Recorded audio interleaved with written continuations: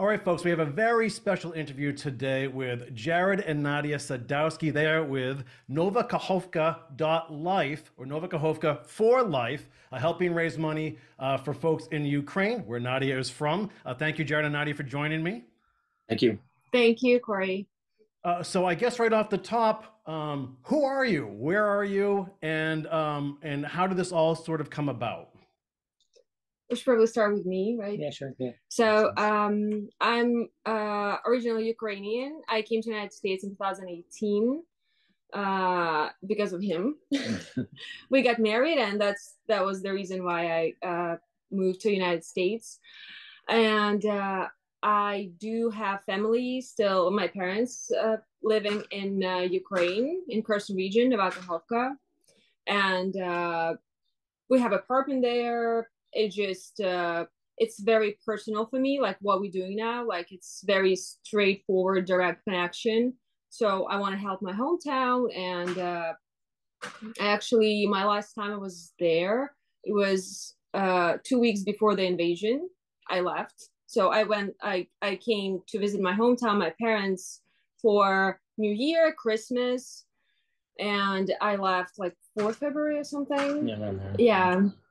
And then like a few weeks after that, like this happened, unfortunately. But so this is what we do to, like I just want to be useful from here.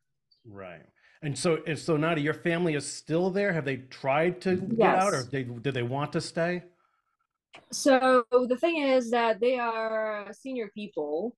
So they 70 or no, 67 and 69 years old, my mother and father. They staying there, and they refuse to leave because it's like the senior philosophy, like it's our home, we're not going anywhere, they should live.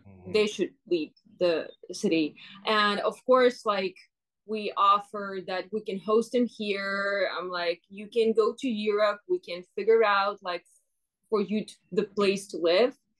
But they are very, what's the word, stubborn about it. They're like, we're not going anywhere. And of course it will be easier for me if they left, but I respect their choice, and we don't have the, like, I'm not trying to push them to leave, although it hurts me very much. Right. But they're not going anywhere, and they've been actually most of the times, like we on the phone every single day, obviously, when they have connection. Right. And most of the time, my mother will try to calm me down, not reverse. Like she'll be like, Nadia, we're fine, don't freak out. She's like, yeah, there are explosions, yeah, we didn't sleep. She's like, oh well. And you're like, oh my god. Now Nadia, yeah, sometimes it's really tough. Yeah. So Nova Kahovka, this is the city where the hydroelectric power plant was destroyed recently, right? Right. Yeah. Yeah, on the Russian side, yeah, the city is, yes. Gotcha. And so how has that affected the region? It will be really difficult to say shortly about it. Like, if people who are interested, I just recommend to search for Kahovka HPP in Google, and there will be a lot of information, like all the official Ukrainian sources. They have .gov, .gov in the end. So, and they have like English version for international, like for foreign people to learn like the numbers and the volume of damage, like destruction. Yeah. Like the destruction, right? Just like if to talk with simple words. So Kahovka Dam was built to provide water to Crimea Peninsula, right? So if we will put the people's lives and homes aside, it's still a huge disaster ecologically, because Kherson region is a farming region. there are a lot of fields and people using, what is that, fertilizers. Yeah, fertilizer. Right. Everything gets washed off. Also, people have a lot of how do you call these toilets that you? Oh, septic systems. Yeah. Septic systems, cemeteries. They all were flooded, and so the water goes from Dnipro to Black Sea to Mediterranean Sea. And gets washed. So the consequences are yet to come. It's like now, you know, Odessa, right? Like the city in the South Ukraine. It's very popular city. And now people finding in Odessa beaches, they finding like couches, they finding like roofs, refrigerators that have been washed off from the Black Sea. And not to mention animals, yeah, a lot of things. Yeah, a lot of things. And plus, so this Kahovka reservoir was a part of cooling system for Zaporizhia nuclear power plant. So right now you can see it dries out the pool for a cooling system. So it's a lot. It's human losses, property losses, fields, animals, like entire ecosystem, and potential danger for power plant and Crimean Peninsula because they have no water right now. It's all dry. So, Jared, can you explain then what you and Nadiia have done as far as organizing fundraising efforts, and then how does that pipeline actually work to helping people directly back in Ukraine? Sure. Yeah. So, so like I mentioned to you earlier, we started fundraising back in early March, just reaching out to people I knew, finding that, you know, we're getting a lot of people really wanting to help out. They don't know where to help. You know, they know these big organizations like Red Cross and UNICEF are helping a lot, but no one is helping inside of occupied territory. And that became a big concern of ours because they're not helping there. They can't. To our benefit, because we have a condo there, we have a bank account there, we have all that stuff there because Nadiia is traveling there many times per year. Yeah, it's actually important part that the way we deliver help to the city is I have local Ukrainian bank account, and it's like just on the phone like application, and Jerry will typically do Swift transfer from our Nova Kahovka for Live account to my Ukrainian account that I have the separate for just our Nova Kahovka, not to confuse it with my personal one. And from there, transfer money to volunteers. Yeah. So them being in the city, they can, I don't know how to say, it's not withdrawal because ATMs don't work. Yeah. But there are ways to get your cash out from your account. And this is the only way you can do it. And so you can ship anything there. Yeah. So we're getting money to our volunteers. And sometimes we're cashing out on the street, like people are acting as a money exchange. We're using that to buy goods. In the beginning, we're buying goods directly from farms, big quantities. I think in 2022, we raised over $100,000 and purchased and distributed to. I think we're at one point in maybe July, August, we're up to 3,000 people every week delivering food. Wow! And we created like kits. Like Nadiia worked with the volunteers creating these specific kits that would last them about a week. You know, basic stuff, flours, potatoes, basics. Yeah. But so we were pushing really hard. And then, obviously like any fundraiser, things start to go down a little bit. Your income starts to, the money you're bringing in to purchase food starts to drop off. So, but at the same time, life in Kahovka and Nova Kahovka got way more challenging. One of a huge storage facility for weapons and ammunition was blown up. Russian ammunition depot was blown up, which was huge. And that put a big halt on our delivery system because everyone's scared, really scared. But so we've been doing this process. We're smaller now because we don't have as much funds. so part of this is, and also our team is smaller now, because smaller team, less people. A lot of people, they had to flee. So it's less people in the city, inside the city too, but less volunteers as well. It's way more dangerous right now. We get a lot of just in general of the volunteers themselves. They have to be really careful because they're not taken well by Russian military. Russian military does not like them doing what we're doing because I don't know if I think they look at it like it makes them look bad. Yeah. Because we have to provide food for people.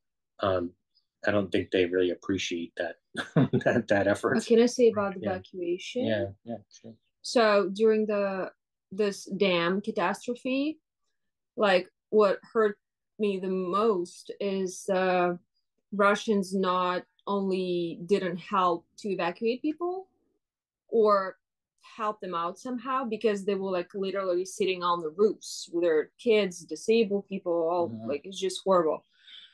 And so Russians did not care. For first 2 days they did nothing, like nothing at all, because I'm following news on both sides, Ukraine and Russia. They did nothing, and on top of that, they prevented volunteers to go to these flooded settlements to bring people to the dry land. And it was, I'm not gonna get into details, it was just really horrible to hear. Like this is because I have ears and people inside, and the details they telling, it's like you listen like someone is telling you some sort of, I don't know, movie. Yeah, right. Yeah. It's that it's hard to believe what was happening there. So Nadiia, I guess for folks here who don't know, obviously it's a complicated and complex relationship between Ukraine and Russia to be historically, but now you must have many Russian friends and even family, and what is it like now since this has happened, those relationships or that way of life, or do you think it's repairable in any way if this ends tomorrow? I personally don't think so. And I do not have any people in Russia. But I do have a friend, she's a very close friend of mine. I don't know for how many years, we've been friends for 20 probably. And at some point of time of her life, her mother moved to Moscow from Ukraine. It's she met someone, doesn't matter. And she brought my friend there. She was 14-year-old by then. And her name is Ira. And she was living in Russia, near Moscow, for 10 years or more. I really can't remember, but a very long period of time. And now she lives in Israel. And we talk to her, talk occasionally. And so she was born in Ukraine, but was living and growing up in Russia. So she's this very versatile person. And she's like, Nadiia, oh my God, I don't know what's happening, and so on. And this is the only my personal experience I have. But I'm also very, how to say that? I'm trying to get information again from just regular Russian citizens, right?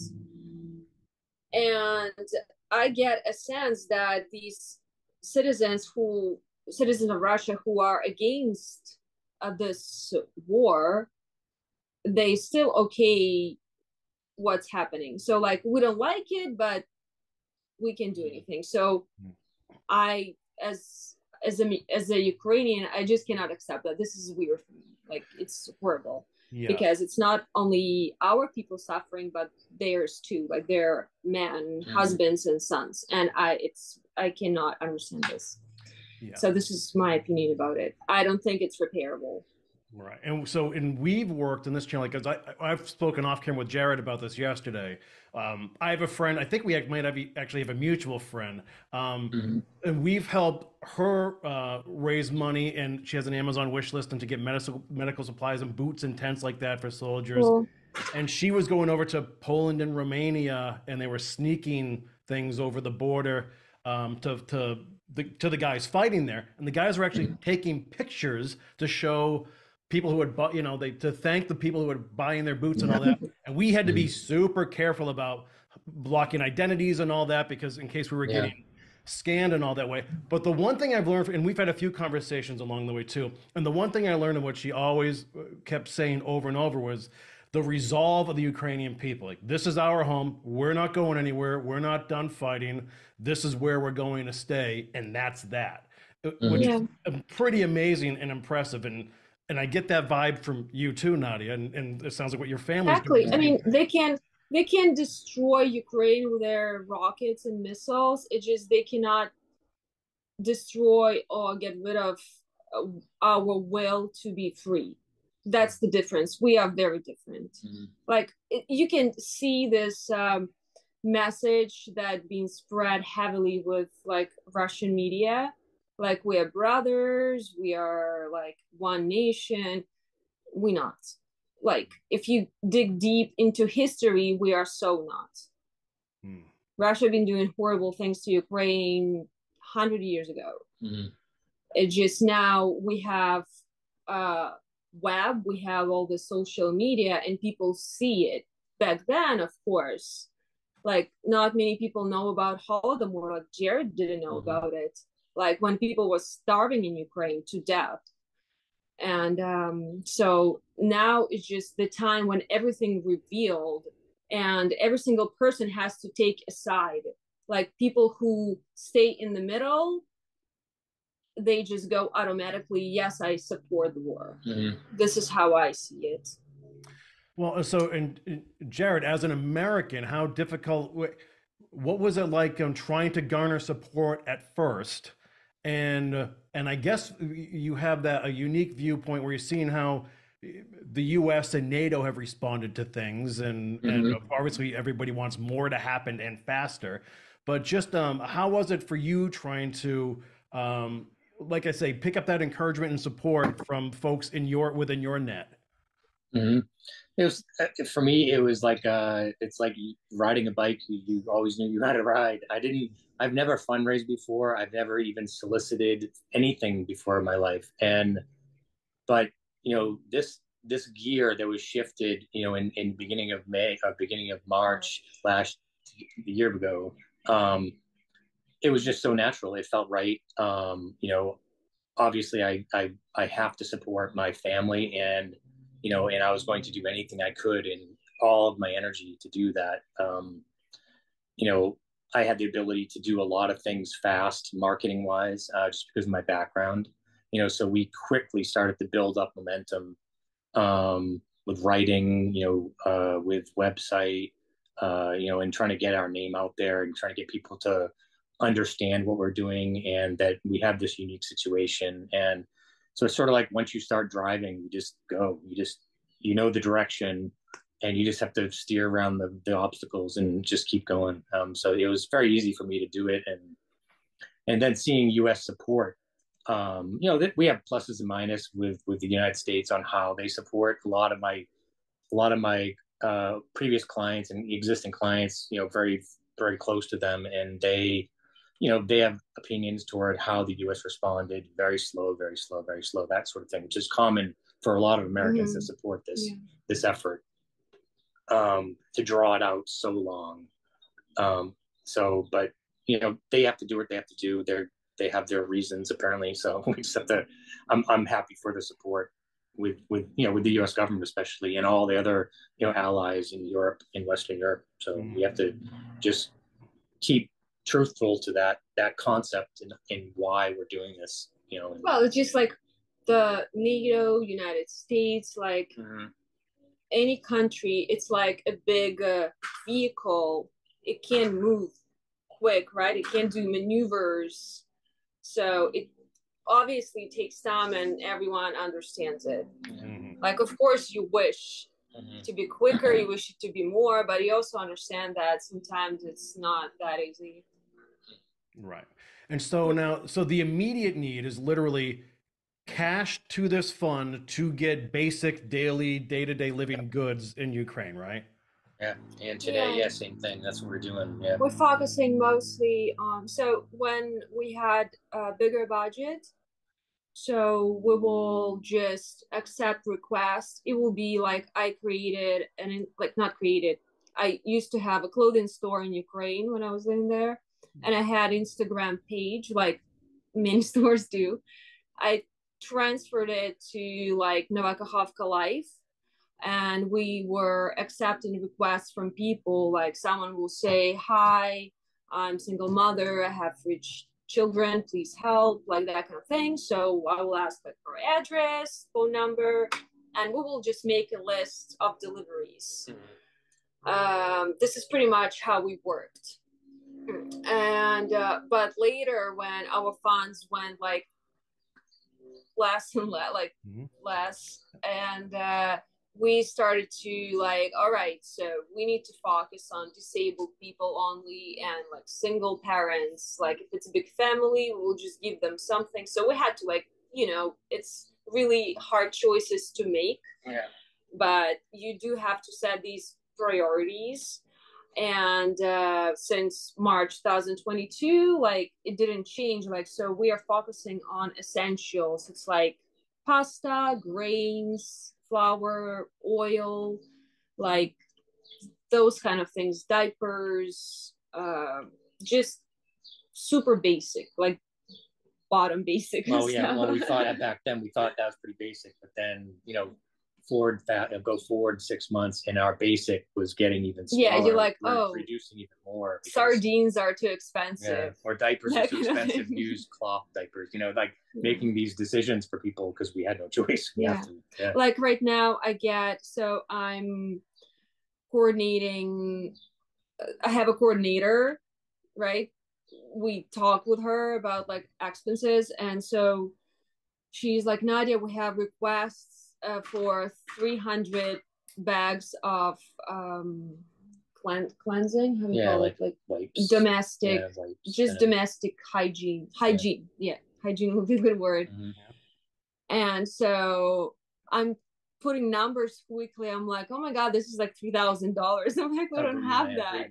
No, dollars. Oh, in dollars. $3,000 for this amount of this hygiene bags. Yeah. And I'm like, dude, let's do that. I'm like, so look, if we buy just shampoo and Skip shower gel and bar soap, because you can wash your body with shampoo and you can also do laundry with shampoo.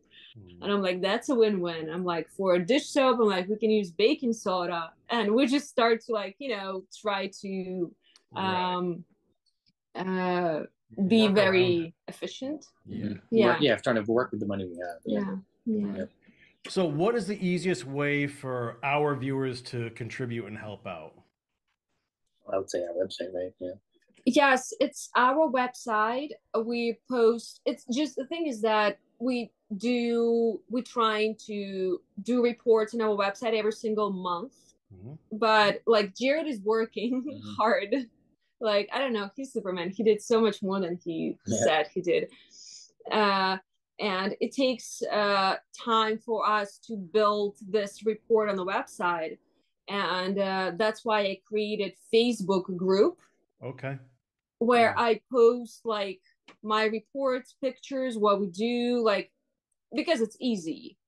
I don't need like Jared to build it and stuff. It's so like for people who are interested in what we're doing like day to day, I'm posting everything there.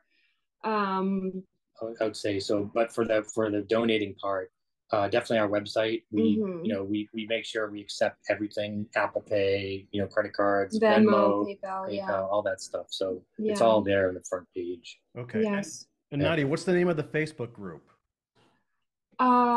You can always send a link after too.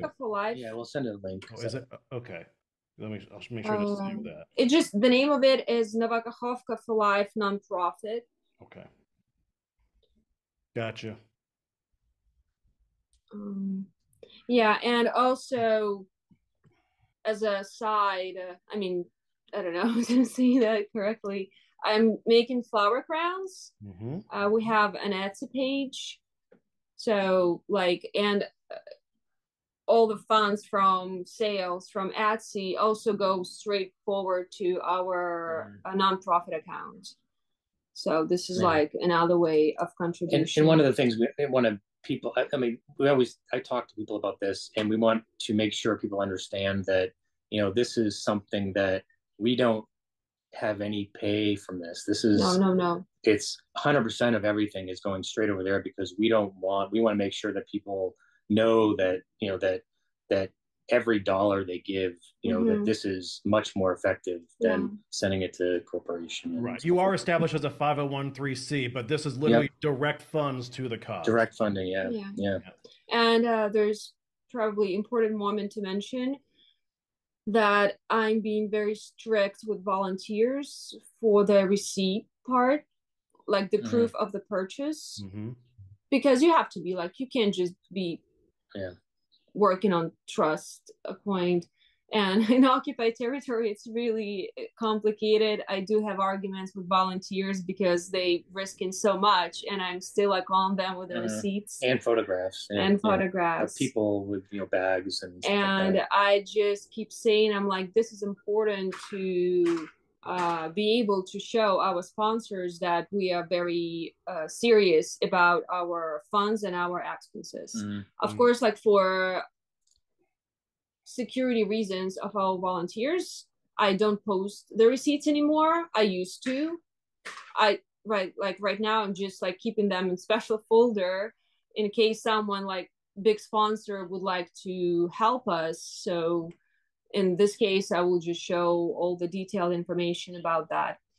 And another thing I wanted to mention is since this dam catastrophe, we also accepting donations like clothing, shoes, blankets, things like that. Yeah, solar chargers. Because we're starting to send packages kind of in light, you know, knowing that there's going to be a liberation at some point in time. So so at the moment it's not possible to deliver anything there. So we're sending it there, so when it does, when doors do open up in Nova Kahovka, our stuff can be there within a day. Which is going to be really helpful to have it ready to go. So we're looking at trying to organize a storage area so we can start shipping stuff. We've sent one box already, but we're going to be sending a lot more. Medical supplies. So this is also will be very, very helpful. So Nadiia, in your conversations with folks back home, what is morale like amongst the Ukrainian people nowadays? Morale, like their attitude or their feelings.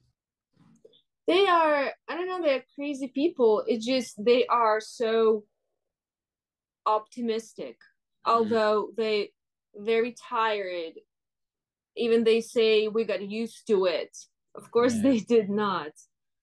But it's like, you know, volunteers, some of them been to the basement, you know, the basement, right? I just don't want to get into details. Like when Russians interrogating, take people, they keep trying to help. And like this is one of the reasons I never showed our volunteers like closely or their names, because it's all about safety and security. And as months of occupation went by, it went like harder and harder, like more dangerous for them. And so just with the volunteers I speak, typically because we're all so busy, it's all about like mission, what we need to do, like very short.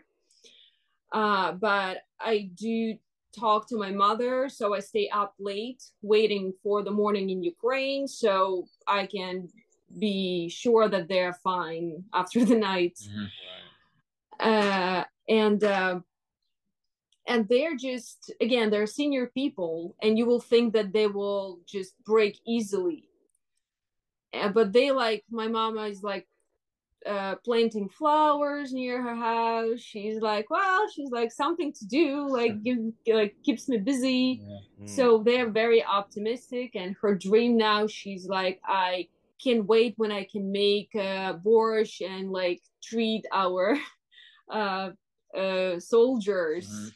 She's like, she's like, maybe I want to see them as much as you, like, you know, like this kind of feeling. They waiting, and they optimistic whatever happens. Even like I can't tell, they afraid, they get ups and downs in the mood.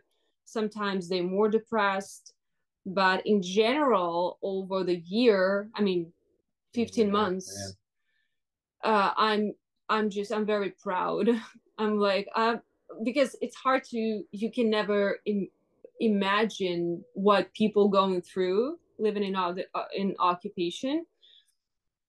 And it just, I don't know, it's amazing, just the vibe they share with me. The strength. Yeah, because sometimes I'm like, especially after this dam catastrophe, for locals, I was telling Jared this thing, I'm like, it's like a Statue of Liberty in New York. I'm like, it's like Eiffel Tower in Paris. It was so mentally important, because it was a thing when you like, hi mom, I'm on the dam, see you soon, like that kind of thing. Like when I will be coming from United States to see her. So like and for all the locals.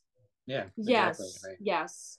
And it was really, really hard, because like we have an apartment there, and we have a brand new kitchen, which we didn't see.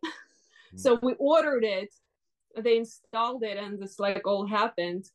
And I'm like, I don't care if something happens to it's just a property.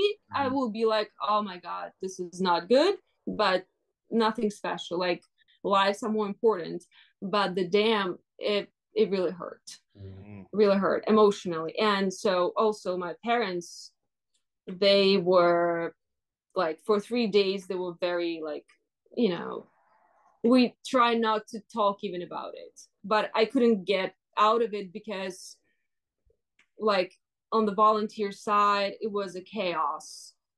Like in one night, the amount of people in need like rapidly grew, and so you had to deal with that. But like people who were there, it was really painful for them, so they just waiting for good news even more than before. Right.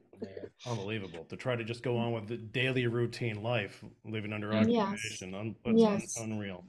Well, Jared and Nadiia, we thank you for your time. Let's continue the conversation. Let's, we hope we don't have to have too many more of these conversations. But it's been great getting to know you a little bit and of your efforts. And we will send people to Nova Kahovka for Life to help out in any way they can. So again, we appreciate your time. And I don't know. Thank you so much. Yeah, I really do. It's unbelievable. And let's hope this ends soon.